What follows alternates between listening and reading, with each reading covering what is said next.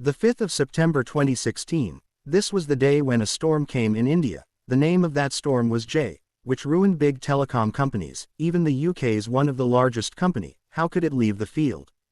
Friends, we are talking. Sunil Mittalji was born in the house of famous Member of Parliament, St. Paul Mittalji. However, due to his father's strong political background, Sunilji had every right from the beginning. Those were the resources by which he could live his life comfortably, and without any difficulty he could get everything that other people dream of getting. But at a young age, Sunilji had decided that he would, under any circumstances, he will not join politics but will separate himself from it and make his own name, for which he has chosen the path of business. The most important and understandable thing here is that a business cannot be established just by earning money, and Sunilji has to learn this.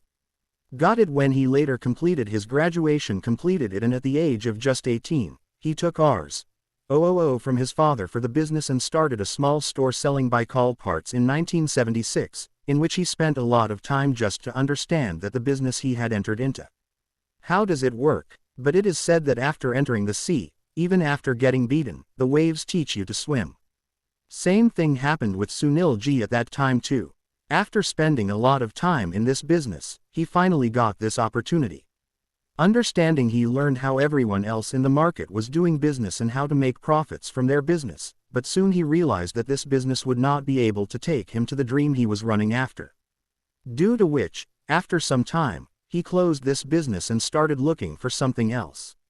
At the same time, he got a big opportunity when in 1982, a Japanese company bought the import license, and this generator of Suzuki's was quite portable, but at that time it was also very expensive and big for a common man. But its real need was for big store owners and small companies and offices, on which after some time, by focusing on one side, Sunilji was able to generate good profit from this business too, but perhaps luck was not in favor of this much time, due to which in 1983, the government banned the import of generators, the reason for which was that the Indian government itself wanted to manufacture its own generators in India, due to which unwillingly, Sunil had to close his business, but without being the least bit disappointed by this, he focused on what business to start next, which clearly shows how much he is focused on his business ideas. And due to this thinking, he used to look for opportunity every moment. Further, Sunilji also got his next business, which was going to give him the name for which he was searching for a long time. In those days, he was working with his family, were in Taiwan together, and even after being in Taiwan, with his alert business mind, he found a business opportunity there too. He noticed that in Taiwan people use push-button telephones, whereas in India, rotary dial phones are still used, which you must have seen in earlier movies etc., in which the dial was rotated by pressing a button. Now this was not only time-consuming, but due to this, the internal parts of the device also got damaged after some time, due to which after some time repair or complete loss of telephone was required. To change, there was a need to eliminate these problems. Sunilji thought of introducing post-button telephone in India. Here it is worth understanding that Sunilji had so much money at that time that he could introduce this phone in India on his own. They could have manufactured and sold the product, but before launching the product in the market, it is very important to understand the audience of that product, and there is always a risk that the product may fail. That is why initially they partnered with Taiwanese company Kingtail.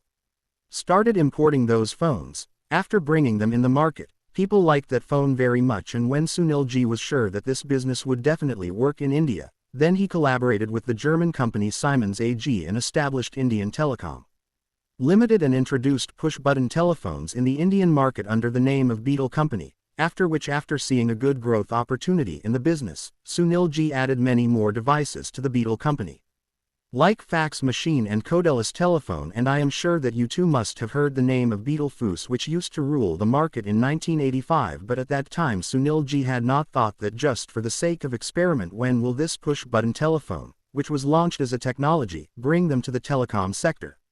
In 1992, the Indian government decided to bring privatization in the mobile network spectrum. That is, now mobile network services will be able to be provided not only by the government but also by private companies, for which the government put out bidding for spectrum and also placed a requirement that network spectrum would be given only to those companies that already have the capacity to provide mobile networks. There would be experience, which was a very high requirement for that time because the government could not sell spectrum by blindly trusting any company, and due to the network spectrum being under the government before 1990, no Indian company had previously offered this service. There was no provision for this, due to which no Indian company had a chance to fulfill this requirement. That is, in a way, only foreign companies could buy this spectrum.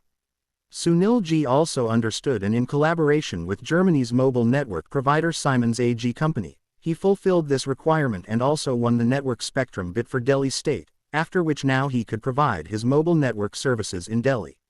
Further, in the same way, he also purchased network spectrum rights of Uttarakhand and upstate, after which he started his services in Delhi without any delay and named his company Airtel.TV in 2000.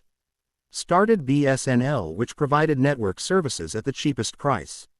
Not only this, being a government company, BSNL had no shortage of resources and money, due to which BSNL Speedtest.in was established within just a few months. But at the same time, the network was becoming slow at many places. Due to such a large user base, proper network was not available at many places. This was the biggest problem for BSAA. What was causing trouble was the cross-call connection, in which the call was going to someone else and the luck was going to someone else. They have understood these things, but if they want to provide services in other states, then they should register on airtelxstream.in for approximately. Only 2 companies were left. Airtel HelloTunes.in was strengthening the connections, while AirtelGPRS.com was giving its cheapest plan beyond its limit and the subscribers of all the companies in one go.